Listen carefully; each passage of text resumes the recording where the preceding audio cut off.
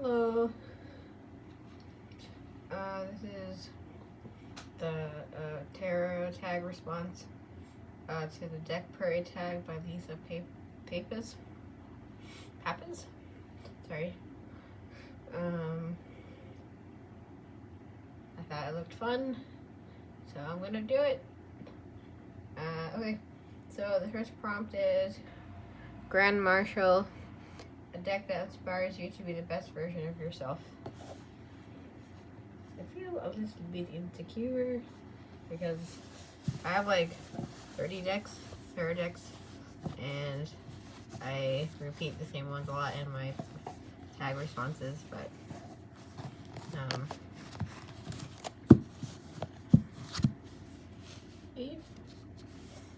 I went with my Shadowscapes deck. So this deck is the one I feel most intuitively connected with, and I find easiest to read with.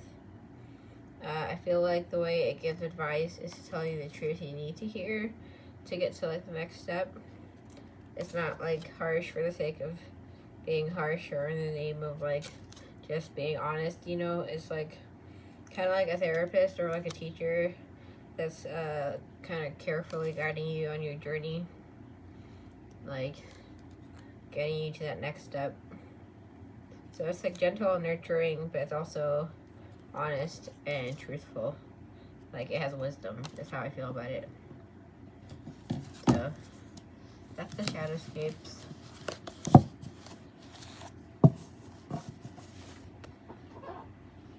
Just putting it away.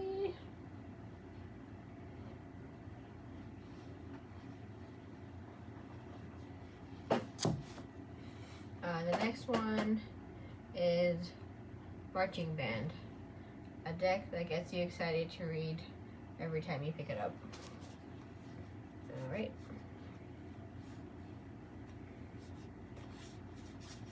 And I picked Saki.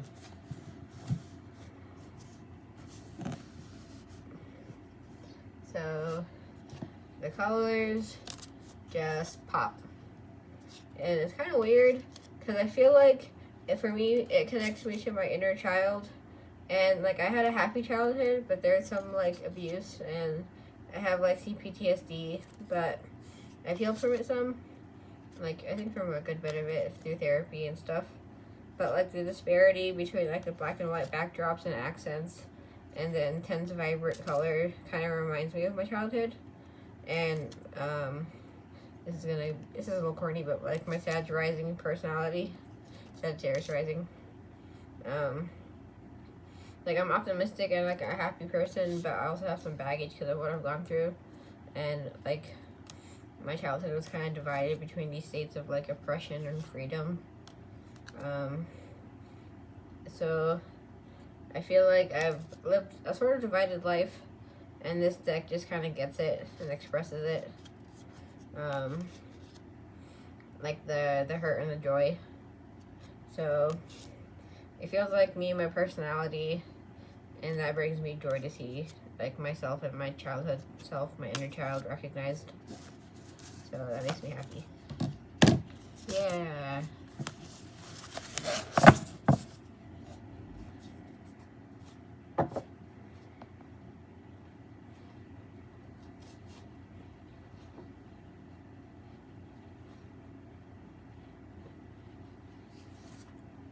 The next one is Bikes on Bikes, a deck that's bold, fearless, and unapologetically itself.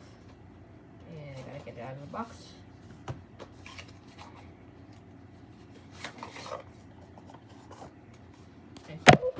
Oopsie, sorry. I picked. It's a little big. I picked the Next World Tarot. If there's any deck that's like bold, fearless, and apologetically itself, it's this deck. It's really big. And I feel like I'm still learning this deck, and I will be for some time, because like it's very sophisticated. It does things its own way. It's very human. and like confronting about its humanity to me. Like I'm used to shying away and making myself smaller and kind of avoiding human stuff.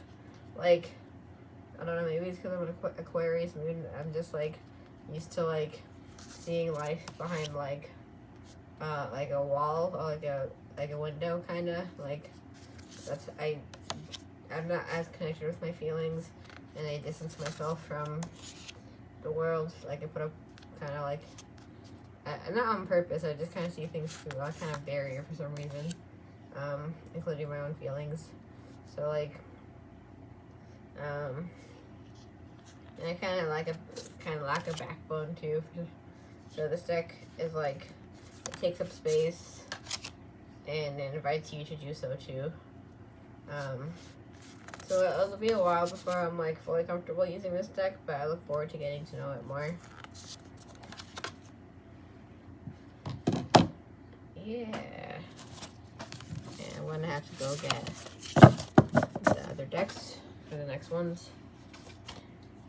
And we think a lot of astrology talk for some reason. Like, I guess I've been looking at my stuff a little bit more lately, but like, I don't know what I'm looking at. Lol. The next 3 ones I need. Okay. So, this is a deck that's, has brought you unexpected joy.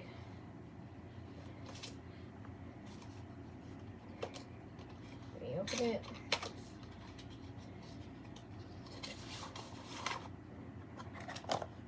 And that's the Deviant Moon. I feel like the focus isn't great.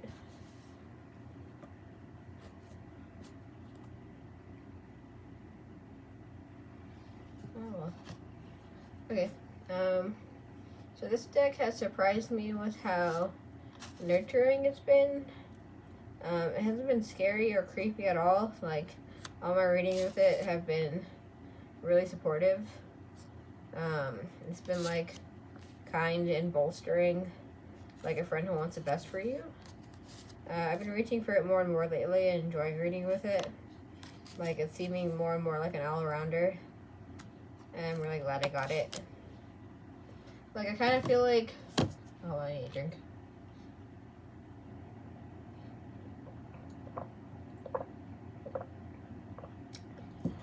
Drinking Dos Equis. Maybe it's because, like, I got this deck when I was, like, coming out of psychosis. Like, 3-ish. In 2022, so I guess, like, 3 or 4 years ago.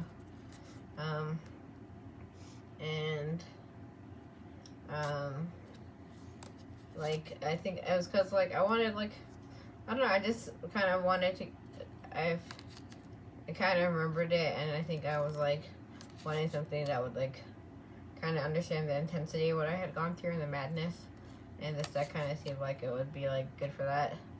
And I looked at it and then put it away, because, like, tarot was kind of triggering for me at the time. Not because of, like, I don't know why. I do know why. It's because, like, it was, like, part of your brain that is, like, kind of magical thinking. That kind of was, like, stressing me out. So, and making me feel like I was having delusions again. And I think because, like, the way I do tarot, like, I kind of do blur that line. Like, I'm not fully secular, even though I kind of sometimes want to be. But anyway, I feel like this deck kind of is like if, even though I'm stable now and I don't have delusions or hallucinations anymore, like, it was mainly for that year, and the meds help. Like, I'm pretty successful, like, or not successful, like, it's been successful, for me, which, aside from the side effects, but, like, I think the whole mad pride thing, and, like, being proud of being neurodivergent and like having disability pride. Like this deck kind of vibes like with that for me.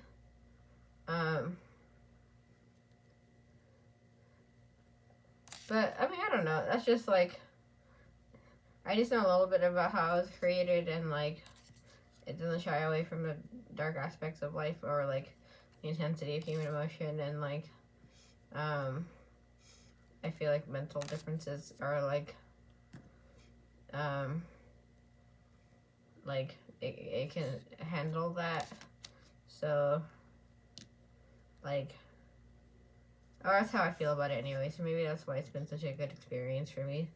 Is like, I know it's not gonna like flinch or like want to change the subject, like, you know, or like feel uncomfortable. It's like cool with the uncomfortable parts of life. Like if it was a person, that's how I would feel about it. So but yeah, that's my experience with Deviant Moon so far. Like it can handle whatever shit I've been dealing with, and it's like supportive. The next one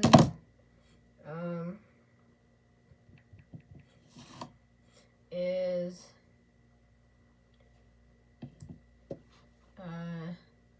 the Free Hugs Float, a deck that feels comforting, supportive, or like an old friend. Oh, when I said change the subject, I didn't mean like, I don't like, I used to have problems with oversharing with like people in real life. Like I had like no filter, and like I thought that like I had so much going on in my head that I thought maybe if I said it out loud it would go away, I think. Or I'd like processed it and it'd be like processed.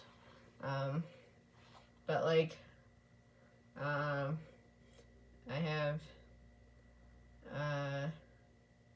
I guess I've just over the years matured past that, and like it's easier to control my mouth, and like I use my outlets, and like therapy helped. Like I had trouble accessing therapy for a long time, but then I got into therapy, and like that helped, and like I have my own like blog, and like I like process my feelings there. Like I know I need to externalize, and like I've been blogging since I was like 14, I think, so that's just how I do it. And like I was talking to my ex, and he could like we could handle each other's intense stuff, and that was helpful. But like now I think it'll be therapy, my blog, and I guess YouTube. But yeah, so, but like I guess Deviant Moon's kind of like a friend where I can't talk about those things with it, or it'll like if I needed to. That's not ever reading I do with it is about that kind of stuff. It's just like it feels like it's got my back. That's how it feels. Anyway, the Free Hugs Float, a deck that feels comforting, supportive, or like an old friend. I picked the Numinous Tarot, and it has a Numinous card. Cool. I think I've drawn this card like once or twice in my life. I'm like, what do I do with it? I would have picked the Shadowscape for this prompt, but I already used it. But this deck is definitely a hug deck. The guide, I should have put it on, I should pick a side. Put it on that side. Okay. This deck is, the guidebook's my favorite. It's very sweet and kind and supportive and loving. If I'm feeling the harshness of the world and I want a gentle deck, then this is one of the ones I'll reach for. Makes me feel like I've got like a queer family I love and that validates me and wants me to make good choices. I have like a few queer friends, one of which I talk to very regularly and often. And that's nice, but like This one makes me feel like I have like a whole family. So yeah. Also I just like love the art and the colors. It's sparkly and shiny and colorful, and the outfits are really nice, and everyone looks really cool. Yeah. Okay, I'm a little drunk. My bad. Okay. Pew, pew, pew, pew, pew, pew, pew.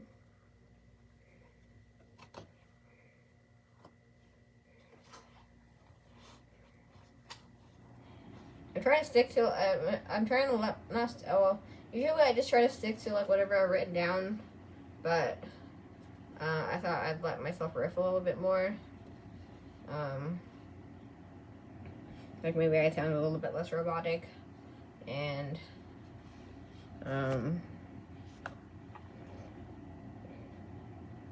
open. Okay.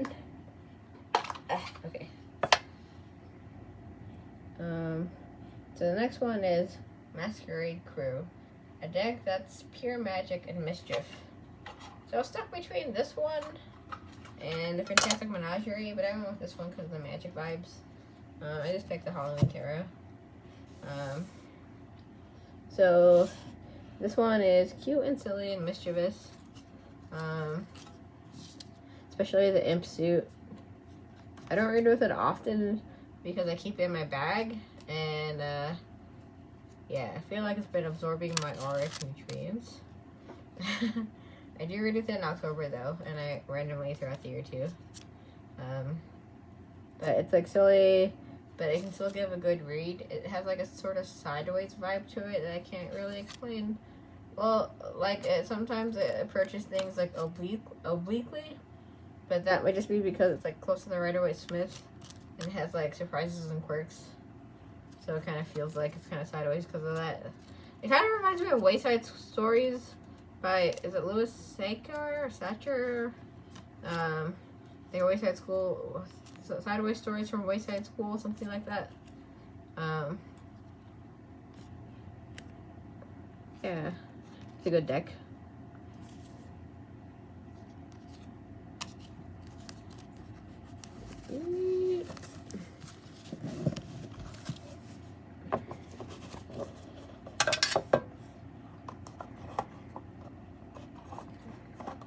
Get in, get in, get in. Alright, now I gotta get the next two decks. Oh, cool. Yeah. So I got this, like, tarot lanyard I got. Ah! No, my deck's not in the trash. Get out. Yeah. Lanyard. That's all. I thought that was cool. I don't like apple juice, but Dos Equis kind of tastes like apple juice. I had a Corona recently, and I liked it. I think I might like it more than Dos Equis, but Dos Equis is cheaper usually. Yeah. Okay, Spirit Keepers. So this is Drag Royalty Float, a deck that's fabulous, dramatic, and delightfully over the top.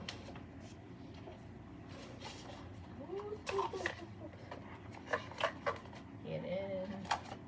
Thank you. Yeah. Okay, why this one starts popping up so much? Like it's all in there. When we're talking about. No! I'm dropping everything! Ah! Okay. This deck, okay. So a deck that's fabulous, dramatic, and delightfully over the top. So this deck will take you to space. It's like my most woo deck. It's very linked to the idea of the higher self, since it's the deck that's supposed to like connect you to your holy guardian angel. The Book of Maps, which is the main guidebook, and the other guidebooks, it has like little smaller guidebooks if you want like a smaller guidebook. It'll use like dramatic language and connects you to like specific energies and spirits or types of gods and goddesses and angels. It has a very particular aesthetic. There's like pages in it that you can color, which are just like the cards, like but like bigger, so you're supposed to like color like a symbol when you're getting the deck. But like I did that, and then I was like coloring the whole thing. And I got like 2/3 of the way through, like a few years ago, and I dropped it because I started school maybe. But I want to finish it. But there's some I want to redo. But I'd have to like reorder the book, like the guidebook, and like deal with like tear-ups or like print it off somewhere and deal with the difference in like paper and like size maybe. But like, I don't know, we'll see. I can just like accept that I like kind of like didn't do great for some of the colorings. It's just yeah. It's not the way I colored it was bad. It's just like the colors I chose I don't agree with. Yeah.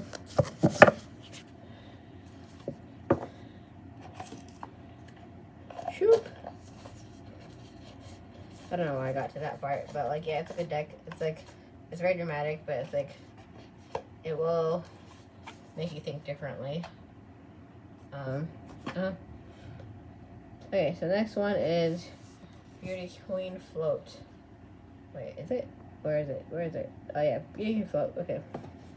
This is a deck that's absolutely gorgeous and deserves to be admired.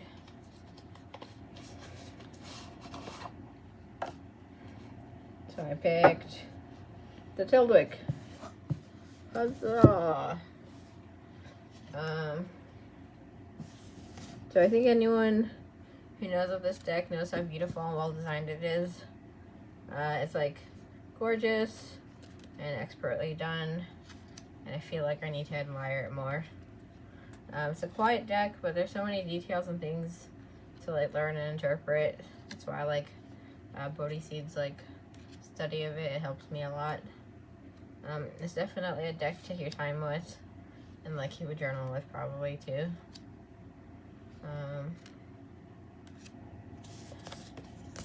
There's another deck I want to show off for this too, actually. Like, I was like stuck between them, but I was like, you know, I'll just do both. Why not? Why not?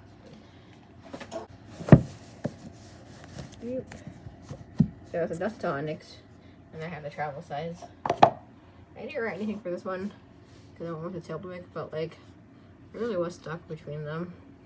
Obviously, it's gorgeous. It's like, it kind of feels like it's linked to your memory, like the space in your head where thoughts form and like feelings come. I guess feelings don't come from your head really, but you know what I mean. Like the void. Like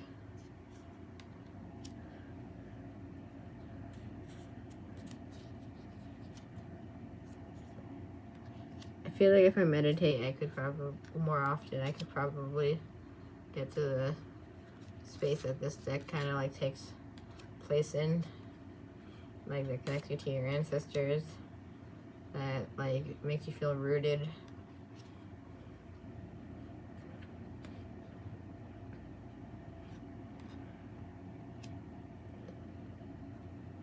And the like positive aspects of culture, maybe.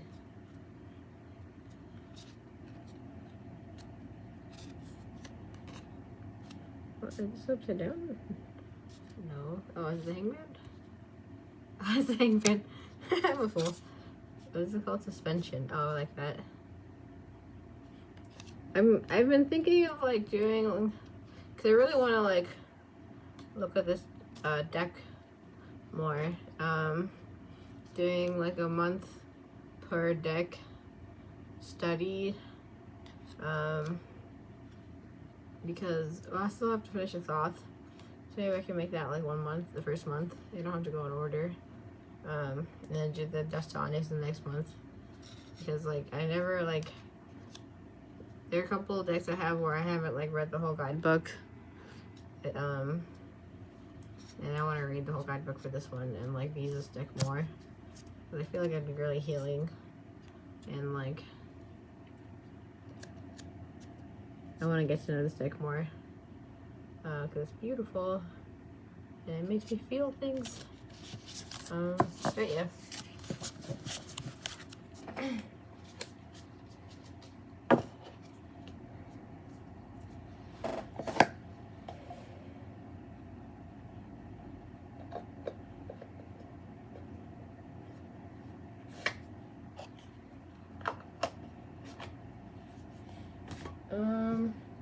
So I think this is the last one.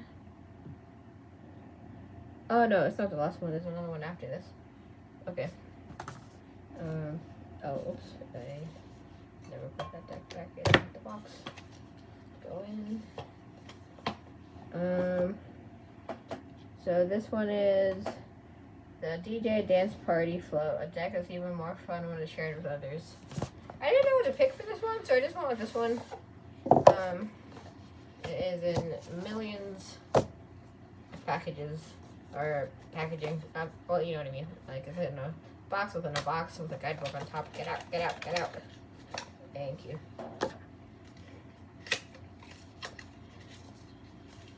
Shoop. Shoop.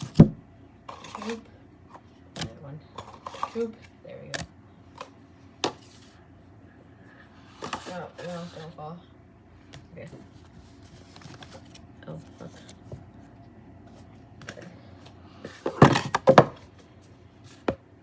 You fell anyway? Disrespect. Alright. Alright.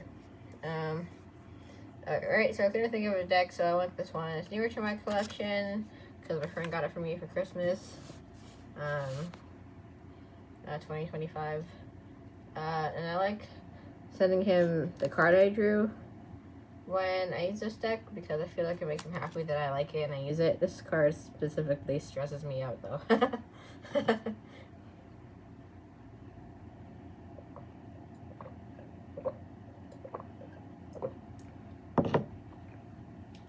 The only thing I can think of with this card is the Hierophant wears a lot of hats, you know, and it has a lot of roles to play in the community. Which is very, I don't know if that's literal, but like, there are perks to the job? I don't know. Anyway. But like, it's fun seeing his reaction to the cards since he isn't as familiar with the deck, since he doesn't own it himself. He just thought I would like it. But it's a pretty simple deck with like quirks that sometimes confuse me, but it's not like generally hard to read with.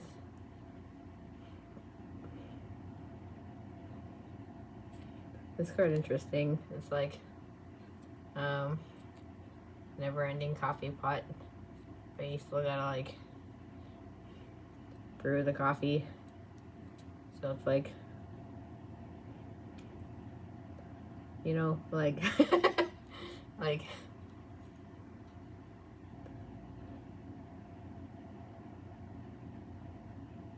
well, it kind of makes me think also of like all the opportunities that come from like having like endless, like unlimited free coffee, you know, at a place. Like you have one cup and you can have endless refills.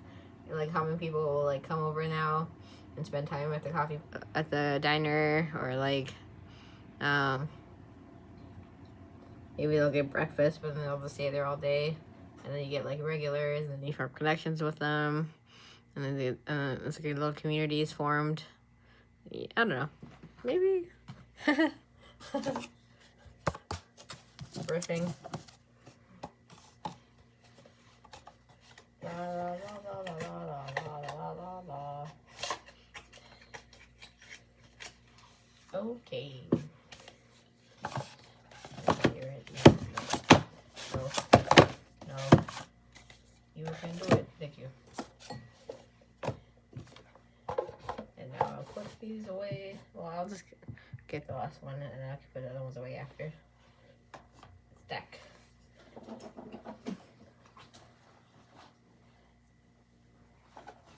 Last one.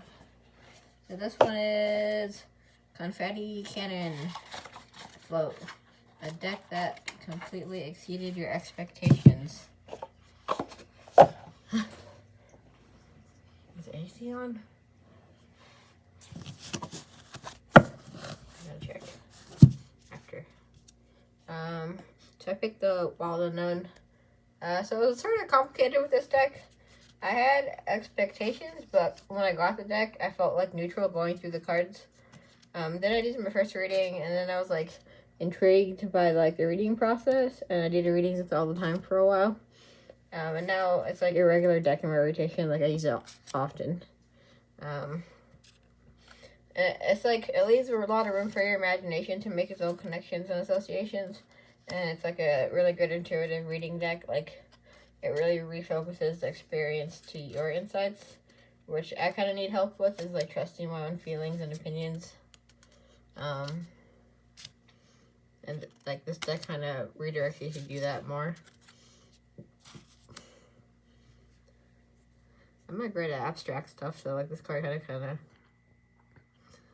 like stuff like this kind of confuses me, but like let me see. It's a 4 of Wands, so it's like about completing the first stages of a project. Like can be like a homecoming, like it's like stable, there's a structure. It's kind of reminds, oh yeah, it reminds me, I did read about this like on the Eclectic Wild Unknown study group kind of thing. It was like kind of like a fire, like a fireplace, like there's a structure there for it to like be contained but still burn. There's like a steady source of energy. It kind